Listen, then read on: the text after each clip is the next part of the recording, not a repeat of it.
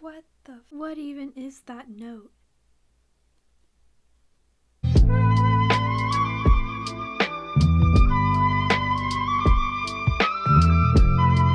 Hello friends, welcome back to Flute Fairy. I know my setup this time is a little bit different. I'm at my grandparents' house and I couldn't really match my usual theme, but I don't know, maybe you guys will think the blue theme is cooler, maybe it's more calm, maybe it's more mature. But I don't know, if you guys vibe with the blue theme a little bit more, maybe let me know, or I can switch things up. I received my first request this week, yay, from a commenter. If anyone wants to leave a request for any videos, I will most definitely take them into consideration. This video in particular is going to be pretty useful to like all musicians, so don't leave quite yet. But for this week, I was requested to do a video on how to sight read. Oftentimes in auditions, one of the things required is to know how to sight read a piece. Where did this come from? Judges use sight reading as a way to understand your ability of how to read music right on the spot, right as it's given to you. And usually they're only going to give you like a minute to 30 seconds to read it. So it's good to learn what to do whenever you're handed a new piece of music that you've never seen before and you're already anxious just from the fact that you're doing an audition.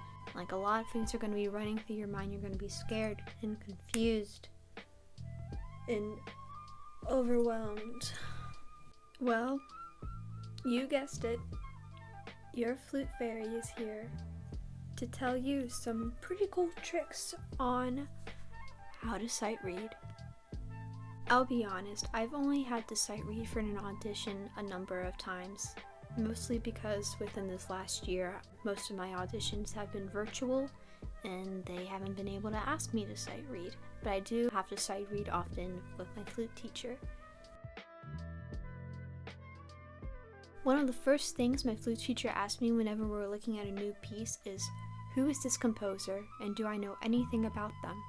Paying attention to the composer and what time period they were writing their music in is essential to being able to understand the style of the piece. When you're looking at the composer and the time period that they were living in, you're going to ask yourself, what era was this piece written in? There are 4 main music eras that kind of categorize all music that has ever been written. There's Baroque, Classical, Romantic, and Contemporary. Hey Emma, how do I know which era it's in? Good question, so happy that you asked. Baroque is considered the earliest era of any music that you'll probably be studying, which starts from like the early 17th century to early 1700s. Baroque art and music was strongly encouraged by the Catholic Church, so a lot of this music was like very religious based. The style of it was also typically like very articulated. It usually had like a very deep detail, strong sense of surprise and awe. It was usually kind of like, I'm here! Always I guess eccentric is what I want to say. Maybe, I don't know if that's exactly the right word. Some notable Baroque composers that you're probably going to recognize is J.S. Bach, Vivaldi, Corelli, Telemann, Handel, Ravel, and etc. A little after the Baroque era, we started fading into the Classical era. The Classical era lasted about from the 1730s to the 1820s. Usually this music was a lot more lighter and elegant. It was much less complex than the Baroque music before them and whatever they were up to. Only a few notable classical musicians that you'll most probably will ever get around to would be Haydn, Mozart, Beethoven, Schubert, Boccherini, etc. Romantic music was forming around the same time as classical was ending, so there's a bit of a merge, and sometimes you'll find like some classical musicians also labeled under romantic musicians. But for the most part, romantic music was prominent in Europe from the 1800s to about 1910. Romantic music was mainly inspired by like poetry and literature, fine arts, all of that really cool fancy stuff. Usually romantic music, like my favorite genre of old day music, is a lot more individualistic, a lot more emotional, much more dramatic. I personally think it's super pretty.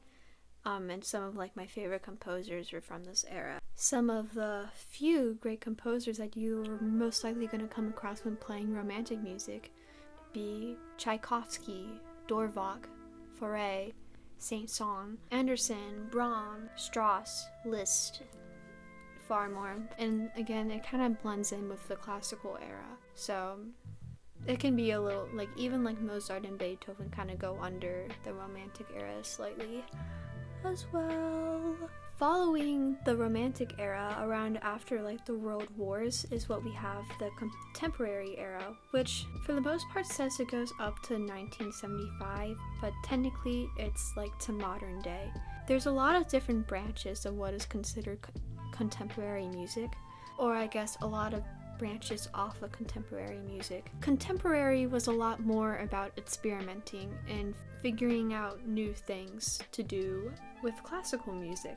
There's like a new genre of classical music born after 1945 called neoclassic. Some notable contemporary artists include Philip Glass, John Adams, Terry Riley, and Charles Ives. Most likely in an audition, they're not going to ask you to play any contemporary music for sight reading. Most likely it's going to be Baroque, classical, or romantic. But I know from my flute teacher, who has sometimes been a judge for some auditions, she has some kind of program where she just puts like a bunch of random rhythms and notes together, like it's absolute nonsense, and has students read that, which she has had me do once before, and it was kind of crazy. Usually though, they give students like actual pieces. Once you have a clear understanding of who the artist is and what was kind of going around in the era or time of the time this piece was written, you're going to understand the tempo marking. The tempo marking can also help you with interpreting the style of the music. However, when sight reading, you don't necessarily have to follow the actual tempo, because the judge is going to care more about whether the rhythm and notes are clean than how fast you're playing it.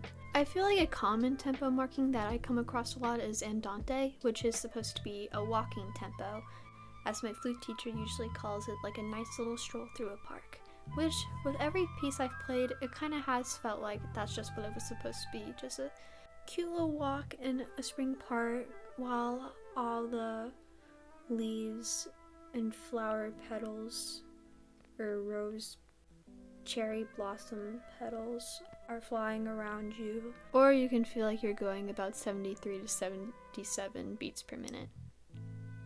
Another pretty common tempo marking following right after andante is moderato, which I also like to label as a quick jog. Now you're going a little bit faster. You're getting your workout for the day while at the park. Or 86 to 97 beats per minute. Now let's speed things up a bit, all the way up to allegro, which is fast or bright.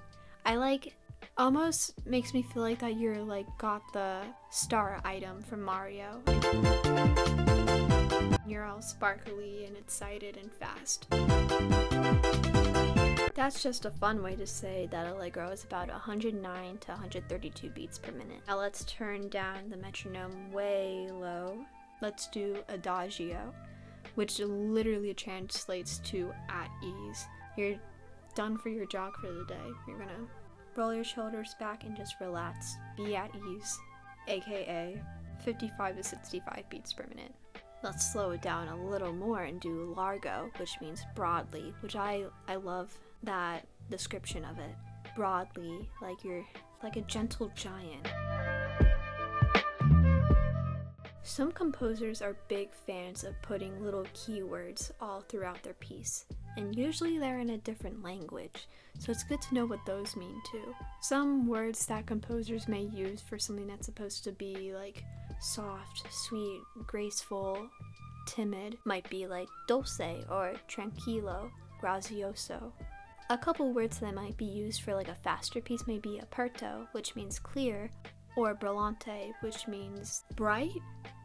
There's also little keywords that composers often use to describe tempo markings. A typical one is poco a poco, which means like a little bit. Maybe it'll be like a little bit faster.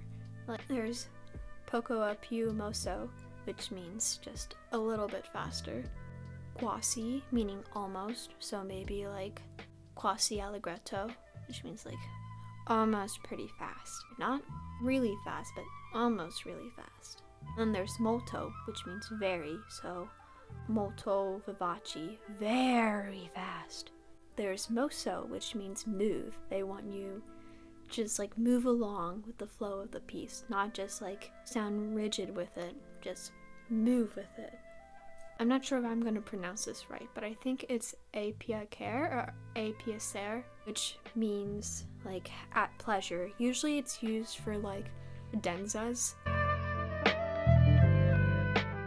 You're also going to want to look at that time signature.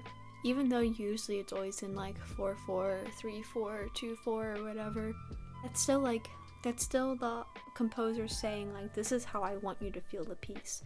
Like, this is how I want you to feel the pulse. Some little tips too. Sometimes, at least a lot of the time, 3/4 is usually a waltz or a dance of some sort, or something that's supposed to be more peaceful and pretty. This is just my own experience, but I've noticed that in pieces in 2/4, usually they're either a march, something kind of cute, or something very slow that the composer actually wants you to feel in 4. For anyone viewing that's actually like new to reading music, the time signature is basically just a little fraction or ratio telling you how many beats are per measure and what is the value of that beat. So for example, in 4/4 time, the top note means that there are 4 beats per measure, and the bottom note means that each note has the value of a quarter note. In 3/4, there will be 3 beats per measure, and each note has the value of a quarter note. In something a little bit more complicated, like in 6/8, there's 6 beats per measure, but each note has the value of an 8th note instead. If you'd like a deeper meaning on how to understand like time signatures and what exactly they mean on the music, let me know in the comments and I will make a video explaining that in more depth. Look out for repeats! One of the most important things to note is the key signature. This is going to help you know like which notes are going to be sharp, which notes are going to be flat, which ones are going to be natural. And paying attention to this and remembering which notes are going to be what is going to be essential throughout making sure the piece actually sounds right. It's also helpful to recognize the name of each key, or just like learning your scales so that you can look at the key and know just right off the top of your head like, oh, these notes are gonna be sharp or flat. You're still in the process of memorizing your scales. A quick way to know like what the name of a key might be for sharp scales. The last sharp is a half step down from what the name of the key is. For flat scales, the flat right before the last flat is going to be what the name of the key is. Also, with keeping the key in mind, you're going to look throughout the piece for accidentals, which are notes that aren't typically in the scale. Usually these accidentals want a little bit more embrace on them. Like they're usually more like good transition notes. So keep an eye out for those too. The last thing is to look out for rhythms, especially tricky rhythms, ones that might be a little bit more hard to get under your hands at first. In this 30 seconds to a minute that the judge will give you to look over the piece, you're gonna try and find that tricky rhythm and run through it, like get it under your hands pretty quickly. At least if you can, go through it like slowly at first and see if you can get it down. You're gonna base the tempo of the whole piece like around how fast you can play this tricky rhythm. So it's important to recognize that. That's pretty much all I have for how to approach sight reading.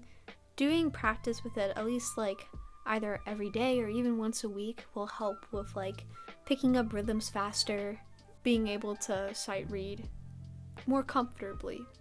If you have any other requests for a video, let me know in the comments. As I mentioned before, I will think about it. Most likely I will do it. Most likely. Like 99% chance, depends on, yeah, you get the idea. But I hope this was useful for how to approach sight reading. And if you have any questions, feel free to let me know and I will answer them. Thank you so much for tuning into this video, and I hope it was helpful to anyone that needed the help. But be sure to tune in again next week for another music or flute related video.